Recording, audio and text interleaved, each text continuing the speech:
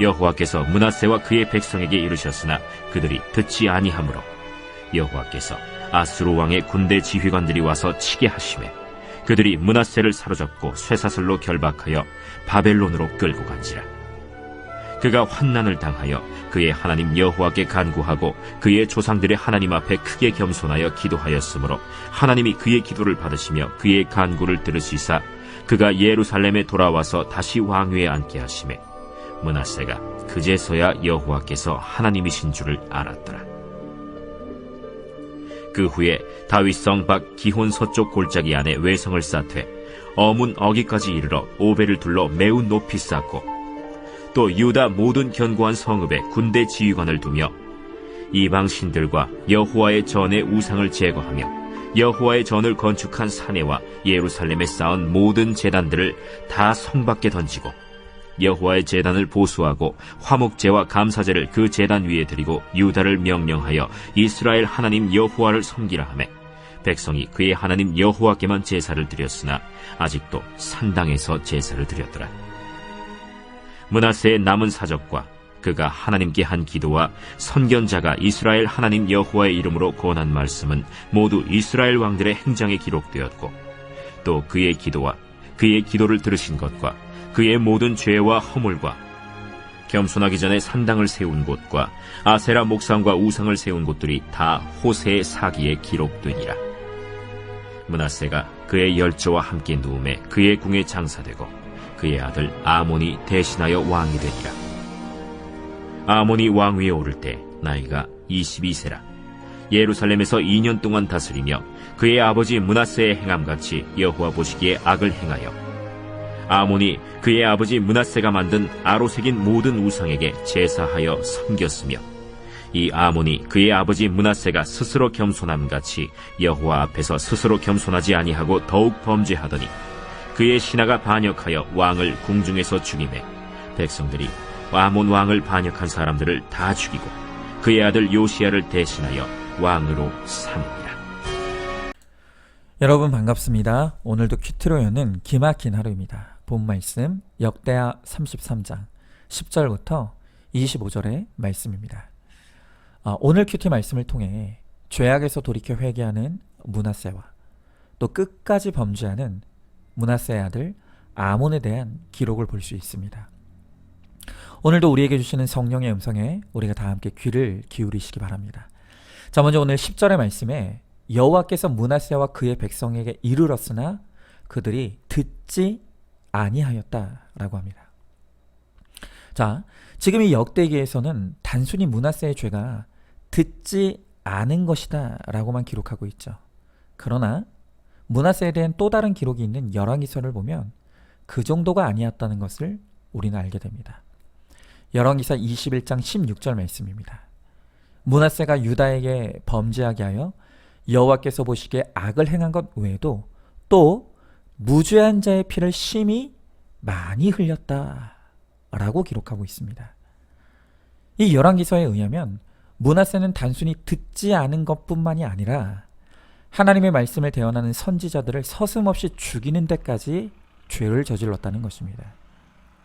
전승에 의하면 이 므낫세는 당시 남유다의 선지자였던 이사야가 죄를 지적하고 회개를 촉구하자 이사야 선지자를 산채로 톱으로 켜서 죽였다고 합니다. 자, 여러분, 그런데 여기서 우리가 한 가지 깊이 생각해 봐야 할 것이 있습니다. 이렇게 이사야는 듣지 않는 므낫세를 향해 회개의 메시지만 외치다가 아무런 성과 없이 죽고 말았습니다. 자, 그러면 이사야는 실패한 것일까요? 그가 의미 없는 개죽음을 당한 것입니까? 그렇지 않습니다.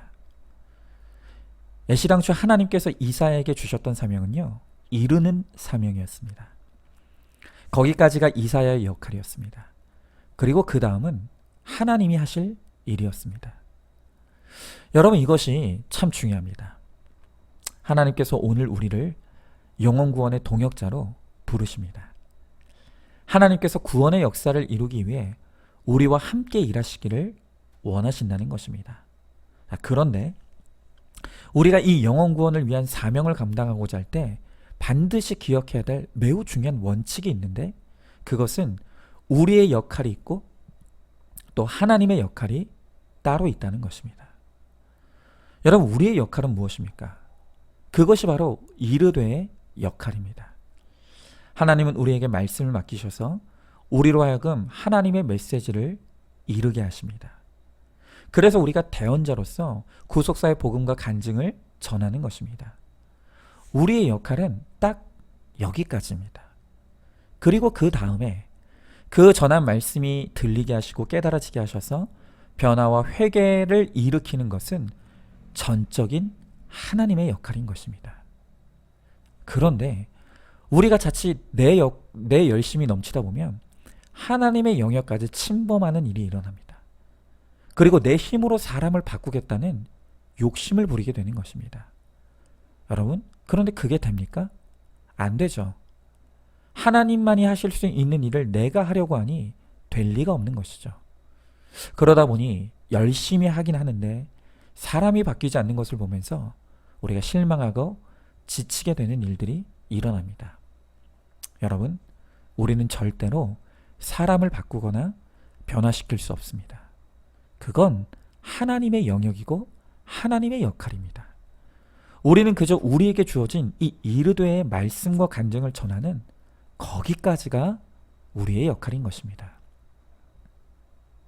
그 다음에는 하나님께서 정확한 타이밍에 다양한 수단과 방법을 통해 우리가 전하는 말씀이 기억나게 하시고 깨달아지게 하셔서 그를 변화와 회개로 이끌어 가시는 것입니다.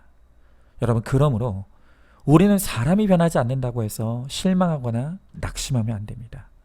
그저 우리에게 맡겨진 이 이르되의 사명만 잘 감당하면 되는 것입니다.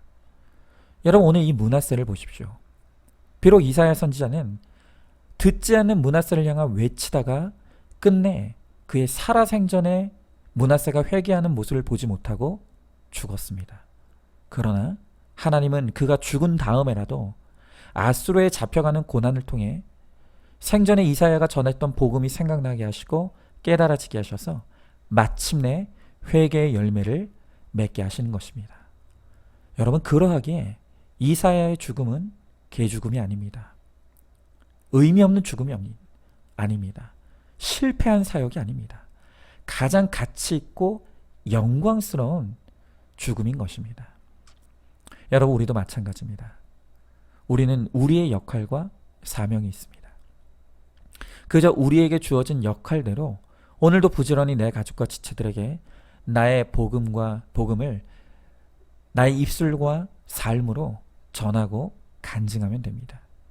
그리고 그 다음에 우리가 할 일은 하나님의 때를 기다리는 것입니다. 그러면 하나님은 내 생전에 안 된다면 내 죽은 다음에라도 반드시 하나님의 때와 방법으로 내가 전한 복음을 생각나게 하시고 깨닫게 하셔서 구원의 열매를 맺게 하실 것입니다. 그것을 믿고 오늘도 낙심하거나 실망하지 않고 우리에게 맡겨진 바로 이 이르되의 사명을 잘 감당하시는 우리 모두가 되기를 소망합니다. 자, 질문해 보죠. 영혼 구원을 위해 열심을 내다가 실망하고 낙심했습니까? 혹시 내 역할을 망각하고 내 열심으로 사람을 바꾸려 했기 때문은 아닙니까? 내가 내 역할만 잘 감당하면 하나님은 내가 죽은 다음에라도 내 가족과 지체들의 구원을 완성해 주실 것을 믿고 오늘도 나의 사명과 역할을 잘 감당하시기 바랍니다. 자, 다음으로 이렇게 하나님의 은혜로 다시 왕권을 회복한 므낫세는 성벽을 보수하고 남유다의 예배를 회복하여 백성들이 이스라엘 하나님 여호와를 섬기도록 힘썼습니다. 자, 그런데 오늘 17절 말씀에 보니까 백성이 그의 하나님 여호와께만 제사를 드렸으나 아직도 산당에서 제사를 드렸더라 라고 말하고 있습니다. 여러분, 이게 무슨 의미입니까? 므낫세가 그렇게 혹독한 고난으로 회개를 이루긴 했지만 여전히 다 없애지 못한 우상의 흔적들이 곳곳에 남아 있었다는 것입니다. 여러분, 참 이런 것을 보면 우리가 죄악된 몸을 입고 이 땅에 사는 동안 우리 안에 이 우상과의 싸움이 끝날 날이 없다는 것을 우리는 깨닫게 됩니다. 우리가 거룩을 이루어 간다는 것은 이렇게 날마다 말씀으로 내 안에 아직도 없애지 못한 산당을 끊임없이 부숴 나가는 작업입니다. 비록 내일 다시 지어질지언정 반복하여 부수고 또 부수는 과정 속에 우리의 거룩은 이루어져 가는 것입니다. 여러분, 저도 마찬가지입니다. 제 속에도 이렇게 부수고 또 부숴도 다시 지어지는 저의 끈질긴 우상의 산당이 있습니다. 그것이 어디 한두 가지이겠습니까만 그 가운데서도 가장 강력한 산당이 있다면 그것은 바로 야망의 산당입니다. 이번 주였습니다. 우연히 유튜브로 다른 교회 목사님 설교를 듣던 중에 우리가 이름만 대면 다 알만한 유명한 한 대형교회가 후임 목사님을 정하고 그 후임 목사님을 소개하는 영상을 보게 되었습니다. 제가 평소에도 참 존경하고 좋아하는 그런 목사님이었는데 그분의 후임이라고 해서 제가 관심 있게 그 소개 영상을 보게 되었습니다. 그런데 그 후임자에 대한 소개를 듣다 보니까 뜻밖의 사실이 하나 있었습니다. 그것은 그 후임자의 나이가 저와 똑같았습니다. 처음에는 나랑 나이가 똑같네 하고 그냥 별스럽지 않게 생각을 했던 것 같습니다. 그런데 시간이 지나면 지날수록 제 속에 점점 파문이 일어나기 시작했습니다. 그리고 이내 그 파문은 큰 파도가 되어서 제 마음을 요동치기 시작했습니다. 그리고 그것이 나중에는 비교의식과 열등감으로 이어지는 저의 모습을 직면하게 되었습니다. 참 이상하죠. 한 번도 본 적이 없는 그분과 저를 단지 나이가 같다는 이유로 저 혼자 비교하며 제 스스로 열등감을 만들어낸 것입니다. 여러분, 그날 제 마음이 참 힘들었습니다. 그런데 제가 정말 힘들었던 것은 이 열등감 자체보다도 이렇게 저의 야망을 회개하며 왔다고 했는데 또다시 야망이 살아나서 열등감에 휩싸여 있는 저를 직면하는 그것이 저를 더 힘들게 했습니다. 그런데 그러한 가운데서도 제가 참 감사한 것이 있었습니다. 그것은 아마 예전 같았으면 한번 비교의식과 열등감에 사로잡히면 몇 날 며칠이고 한없이 우울감에 빠져서 제가 바닥을 쳤을 것입니다. 그런데 이제 저에게는 구속사의 말씀과 큐티가 있습니다. 저를 붙드시는 이르시되 말씀이 있으니 넘어진 자리에서 다시 일어나는 회복 탄력성이 강해지고 회복의 속도도 점점 빨라지고 있습니다. 그래서 하나님께서 말씀을 통해 이르시는 꾸짖음과 위로를 듣게 되니까 제가 그 열등감의 자리에 머무를 틈이 없이 다시금 야망의 산당을 헐어내고 평안을 누릴 수 있게 되었습니다. 오늘 제가 드러내는 이 부끄러운 고백을 통해 저의 야망의 산당이 완전히 헐려지고 또 무너져 내리는 하나님의 역사가 일어날 수 있게 되기를 소망합니다. 여러분들은 어떻습니까? 여러분들의 아직도 무너지지 않은 그 산당이 무엇입니까? 오늘 이 말씀으로 회개하며 그 산당을 다시 한번 부수시기 바랍니다. 내일 또다시 세워질지언정 그럼에도 불구하고 끊임없이 부수어 나가시길 바랍니다. 그렇게 나의 산당을 무너뜨림으로 마침내 거룩과 구원을 이루는 승리하는 우리가 되기를 소망합니다. 자, 질문해 봅니다. 하나님께만 예배하면서도 아직도 무너지지 않은 나의 우상의 산당이 무엇입니까?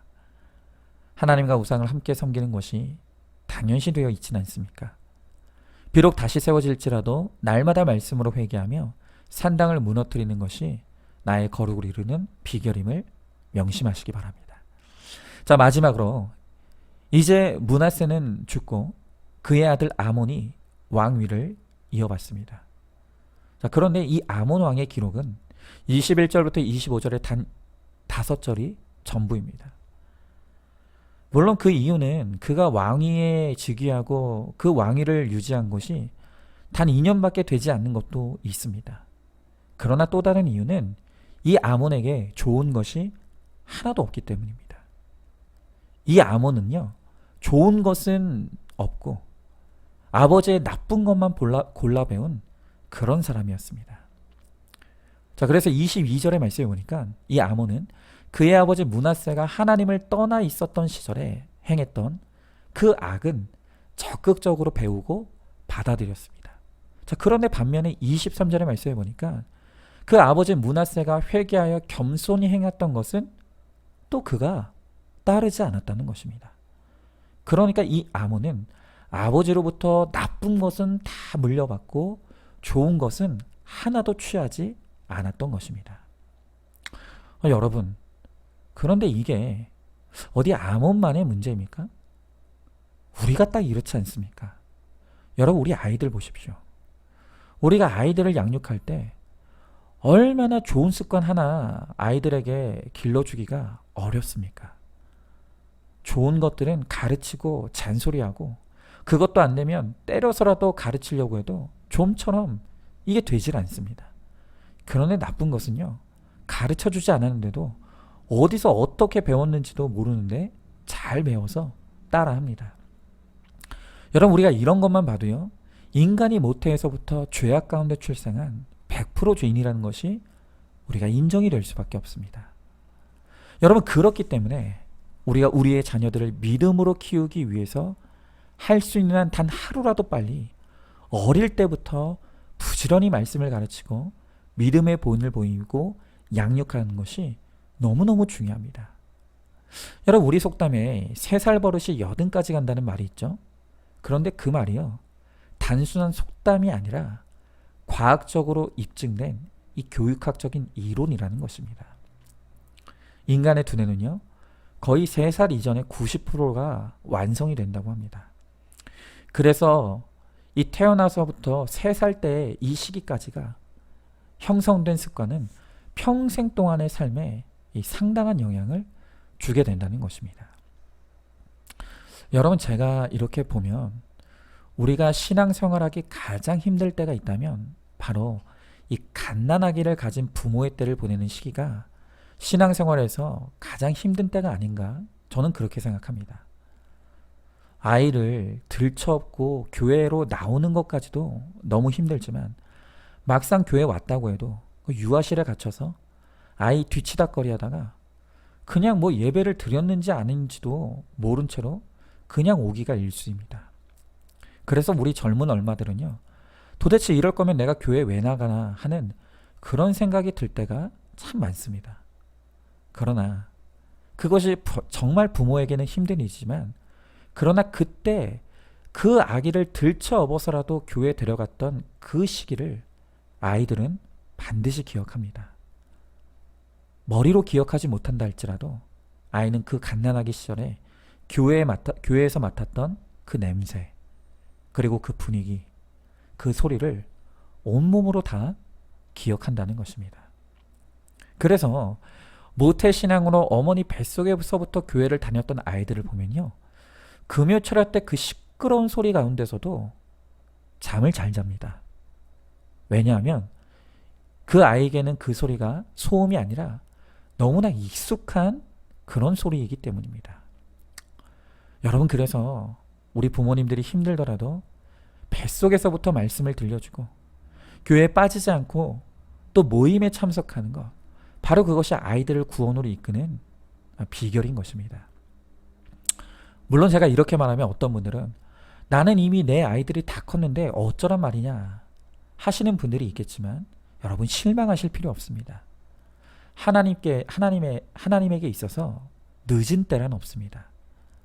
내가 깨달은 지금부터라도 자녀를 믿음으로 기르지 못했던 내 죄를 회개하고 이 자녀들이 듣든 듣지 않든 구속사의 말씀을 전하고 또 믿음의 본을 보이면 하나님은 반드시 때가 되어 내 자녀들의 구원을 이루어 주십니다. 우리에게 자녀를 주신 목적은 오직 자녀를 영적 후사로 잘 양육하고 기르라고 우리들에게 주신 것입니다. 우리가 자녀의 목적을 행복이 아닌 거룩과 구원에 두고 자녀를 믿음으로 잘 양육함으로 내 자녀를 책임져 주시고 내 자녀를 거룩과 구원으로 이끌어 주시는 그 하나님의 은혜를 누리시기 바랍니다. 자, 질문해 봅니다. 자녀에게 세상 지식을 가르친 것에는 엄격하면서 말씀을 가르치고 교회 가는 것에는 관대하지 않습니까? 바로 지금부터 자녀의 구원을 위해 힘쓰면 하나님께서 반드시 내 자녀를 구원해 주실 것을 믿으시기 바랍니다. 자, 오늘도 6월 7일 보석상자입니다.